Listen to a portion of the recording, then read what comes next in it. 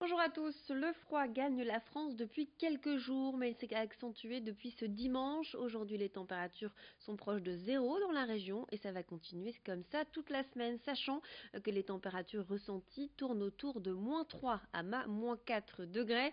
Il va donc falloir se couvrir toute la semaine pour affronter cette vague de froid. Ce matin, dès 8 heures, des salariés de l'entreprise Pinky se sont mobilisés auprès des syndicats. Ils ont distribué des tracts à la population dans la métropole lilloise, à Villeneuve-d'Ascq. Début janvier, la direction de Pinky annonçait la suppression de plus de 200 postes au siège et dans les magasins. Depuis, les syndicats négocient avec la direction à propos des conditions de départ des salariés. Pour le moment, les propositions faites par la direction ne sont pas suffisantes selon les représentants du personnel. Ils estiment que les salariés français paient pour les mauvais résultats de l'enseigne à l'étranger. Ils demandent des garanties en termes de reclassement et d'indemnité de départ. D'après les syndicats que nous avons rencontrés, 37 magasins Pinky situés en France devraient fermer d'ici 2 à 3 ans. Je vous propose d'écouter plus d'explications à ce sujet au micro de Brio Gorchi. Il était présent lors de la manifestation de ce matin. Ce qu'il se passe aujourd'hui, c'est que l'entreprise est en train de supprimer les emplois en France, alors qu'en réalité, les difficultés viennent des autres pays et particulièrement l'Allemagne. On a eu un rapport d'expertise qui démontre que la France a versé 64 millions d'euros à la holding FSI pour sauvegarder justement les pays Allemagne, Espagne, Italie. Les salariés du Nord, malheureusement, payent les pots cassés, payent le manque de stratégie de l'entreprise qui n'assume pas aujourd'hui que Pinky ne fonctionne pas en Allemagne et préfère détruire l'emploi en France qu'en Allemagne. Et on continue notre édition avec un sujet lié au froid qui s'est installé pour celles et ceux qui se chauffent à l'aide de combustibles, fioul, pétrole, charbon, granulé ou bois. Mieux vaut être prévoyant et penser à bien vérifier vos stocks. Avec les températures en baisse, les chauffages tournent à plein régime. Aujourd'hui, le bois a pris l'essentiel des parts de marché des combustibles. Le fioul et le charbon sont devenus marginaux, d'autant que la plupart des habitations sont désormais équipées en électrique et que ces combustibles servent souvent à des chauffages d'appoint. Mais malgré leur usage en baisse, certains en ont bien besoin. Problème, la majorité des livraisons se déroulent en été ou à l'automne. Certains clients se retrouvent alors à court de stock au beau milieu de l'hiver et demandent à se faire livrer rapidement. Une situation qui n'est pas simple pour ce vendeur qui exerce à Templeuve en Pévèle. Brio Gorchi l'a rencontré. La clientèle de charbon, d'abord, c'est une clientèle extrêmement âgée, moyenne d'âge entre 80 et 90 ans. La clientèle de fioul, elle, est une clientèle qui est un peu moins âgée, elle tourne autour de 50 à 80 ans. Et par contre, elle ne se remplace pas, c'est-à-dire que toute nouvelle construction aujourd'hui, il n'y en a quasiment aucune au fioul. Donc ce qui veut dire que le métier, il perdure, mais ça décline un peu à la fois et ça aura tendance à disparaître dans les décennies à venir. Les voitures électriques sont de plus en plus nombreuses à circuler. Des installations sont donc mises en place pour répondre à leurs besoins. Et c'est le cas à Calais. 3 bornes de recharge ont été posées sur des luminaires. Et si vous rechargez votre véhicule pendant 2 heures, vous pourrez rouler une 50aine de kilomètres.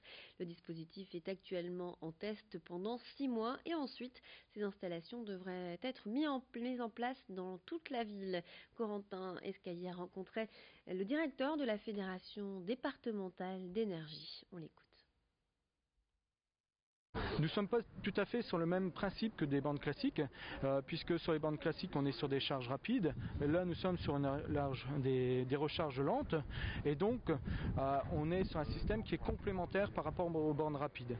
C'est facile à installer, donc le but c'est de trouver quelle est la meilleure solution technique pour alimenter donc, nos bornes. Mais c'est facile à installer, comme vous avez vu, il y a une borne qui a été installée, aucun travaux de génie civil a été réalisé, comme par exemple ici en centre-ville, où c'est compliqué avec le commerce de réaliser des travaux. Sans faire de tranchées, nous avons alimenté nos bornes de recharge. Si Si vous avez un peu de temps pendant ces vacances, pourquoi pas essayer la méditation. D'après le moine bouddhiste Gwen Kelsang Dragpa, ses bienfaits sont multiples. Selon lui, la méditation a un objectif principal, trouver le bonheur. Cette pratique permet d'évacuer le stress, de se détendre et de reprendre le contrôle de soi. Pendant les séances que ce moine propose, les personnes travaillent sur leur respiration autour de thèmes comme l'amour ou la compassion. Joël Warno a rencontré le bouddhiste Kelsang Dragpa qui donne des cours au centre de méditation Kandapa, rue Mirabeau à Lille. On l'écoute. Je pense que les gens deviennent de plus en plus intéressés et cherchent, en général, je pense que les gens cherchent des réponses à certaines questions. Et comme toujours, tout le monde veut être heureux. On vit dans un pays assez riche. Les gens ne trouvent pas une vraie satisfaction à l'extérieur et avec leur mode de vie, beaucoup de stress, beaucoup de tension. Après, il vient ici pour trouver des réponses. Et en général, on commence avec méditation sur la respiration pour apaiser, pour calmer l'esprit. Mais après, il faut aller un peu plus loin pour voir pourquoi je suis si stressé dans la journée. C'est parce que mes pensées vont dans des directions qui ne sont pas bénéfiques pour moi. Vendredi, l'entreprise Indelec, leader français dans la protection de la foudre, a inauguré son centre de recherche privé à Douai. Ce centre, qui est une première en France, étudie les risques liés à la foudre. Ce nouvel espace regroupe un laboratoire d'essais haute tension high-tech, un campus et un espace open innovation pour les startups et les chercheurs. Dans le laboratoire, le phénomène de la foudre est reproduit, comme on peut le voir sur ces images. Indelec est une entreprise familiale devenue internationale. 200 salariés y travaillent. La société a déjà installé au total 130 000 paratonnerres dans le monde. On retrouve leur installation sur des monuments prestigieux comme le château de Versailles ou encore l'acropole d'Athènes. On écoute le chef de projet du laboratoire haute tension au micro d'Idil Gunaï. On arrive à simuler complètement le phénomène foudre donc, et avoir une décharge électrique. Alors les ordres de grandeur de tension, en tension continue pour avoir l'équivalent de ce que l'on a avec une cellule orageuse, on va appliquer sur notre nuage, donc sur notre plateau métallique, une tension d'à peu près 50 000 volts qui va nous donner un champ électrique d'à peu près 25 kV par mètre.